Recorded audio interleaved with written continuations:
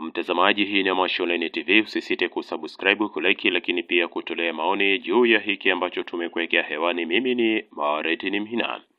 Mamlaka ya usimamizi wa bima Tanzania TIRA kanda ya kaskazini ni miongoni mwa taasisi za serikali zilizoshiriki katika jukwaa la 8 la maendeleo ya ushirika mkoa wa Tanga lililofanyika mjini Korogwe na kushirikisha wadau mbalimbali wa ushirika, mgeni rasmi akiwa ni Balozi Dr. Batilda Buriani, mkuu wa mkoa wa Tanga. Tayari naitwa Dr. Emmanuel Lupilia, ni meneja wa mamlaka ya usimamizi wa bima Tanzania TIRA.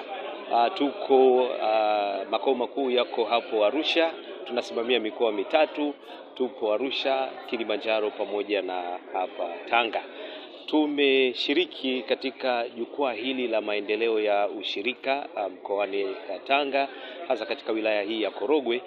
Kikubwa sana ambacho tunakielimisha kwa wadau wetu wa ushirika ni kuhakikisha kwamba kauli mbiu yao ambayo inasema chagua ushirika, lakini pia chukua uadilifu, uwe na uadilifu, ni eneo ambalo tunadhani liendane sambamba na kusema kwamba chagua pia maendeleo, lakini chukua na bima wakati huo huo.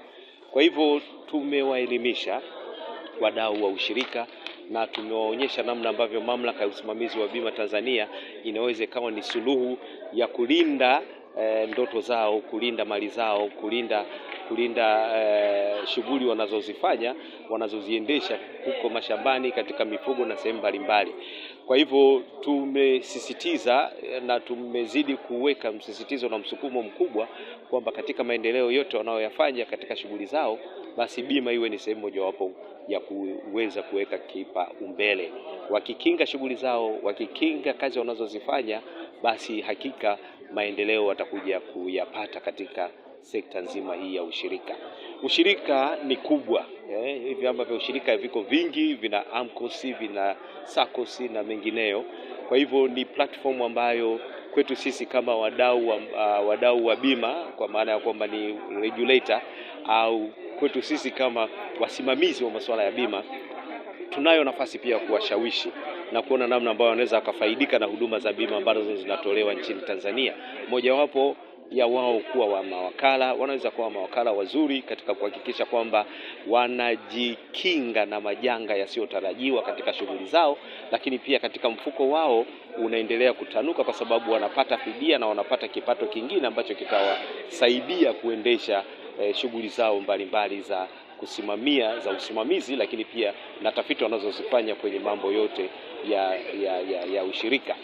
Lakini kikubwa sana ambacho tumekiongelea siku hii ya leo ilikuwa ni umuhimu wa bima katika kukuza maendeleo ya ushirika kupitia nyanja mbalimbali. Moja wapo tukasema kwamba shughuli zote wanazozifanya zinazohusiana na uzalishaji mali, basi hizo ni sehemu mojawapo ya kuweza kukinga na bima, na wameelewa.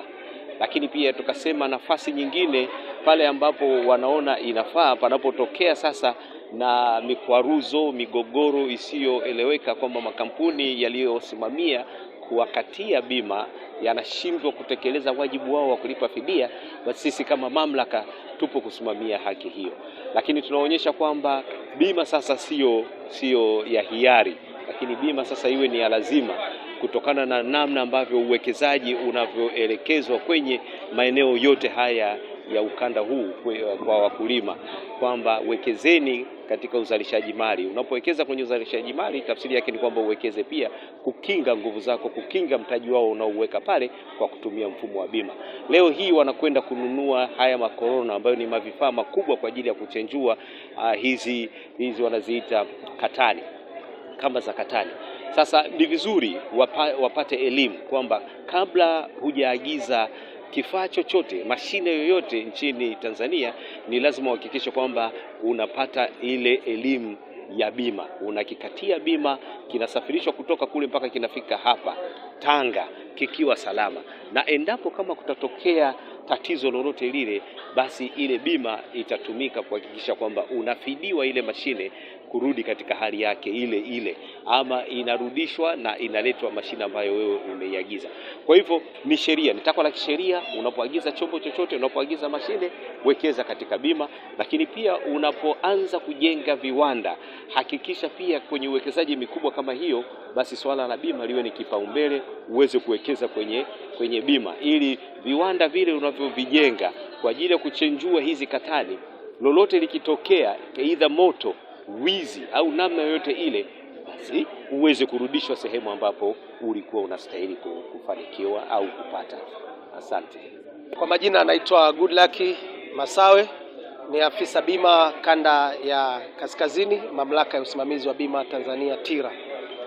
Uwepo wa majukwaa kama haya, sisi kama TIRA ni wadau wa sehemu ya majukwaa kama haya. Lengo letu kubwa ni kuweza kuzileta fursa mbalimbali katika mamlaka kwa wadau. Moja ya fursa iliyopo ni kuwapatia uwezo wa kuwapatia wakala, au wanapata nafasi ya kuwa sehemu ya uwekezaji katika sekta hii ndogo ya bima kwa kuwa mawakala wa bima, kwa sababu TIRA moja ya kazi ambayo tunafanya ni kusajili na kutoa leseni. Hivyo uwepo wetu kama mamlaka kupitia majukwaa kama haya ya ushirika, tunatoa fursa moja kwa moja kwa wadau ili kuwa sehemu ya kuwa wabia au wawekezaji katika sekta ya bima kama watu wa huduma, kwa mfano mawakala na watu wengine mbalimbali. Sisi kama TIRA pia uwepo wetu kupitia majukwaa ya ushirika kama haya yanatupa nafasi ya kukutana na wananchi moja kwa moja na wadau mbalimbali, na tunatambua hawa ni wawekezaji pamoja na wana ushirika katika maeneo mbalimbali.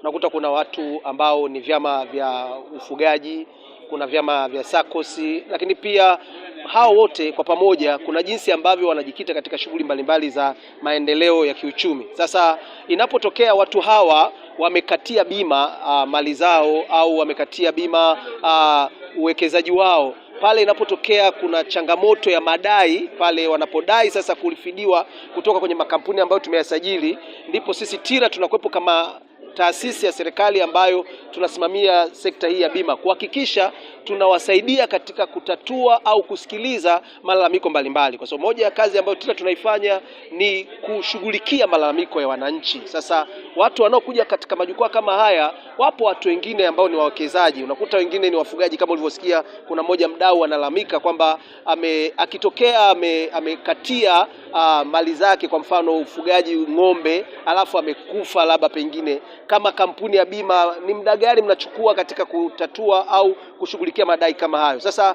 unakuta wakati mwingine madai kama haya huwa yanachukua muda mrefu kushughulikiwa na makampuni yetu. Sasa wanapokuja kwetu wanaleta kama lalamiko, sisi kazi yetu kubwa ni kuwasikiliza na kutatua hizo changamoto zao katika kuhakikisha haya makampuni ambayo tumeyasajili kupitia miongozo ya kushughulikia madai tunawafuatilia, inakuwaje dai kama hili limechukua muda mrefu. Kwa hiyo moja ya kazi ambayo tunaifanya TIRA kuwepo katika majukwaa kama haya ni kupokea na kuyashughulikia malalamiko ya wananchi pamoja na wadau kama hawa katika maeneo yao, ili wakiwa wanakingwa na bima wawe na uhakika kabisa kwamba watapata fidia.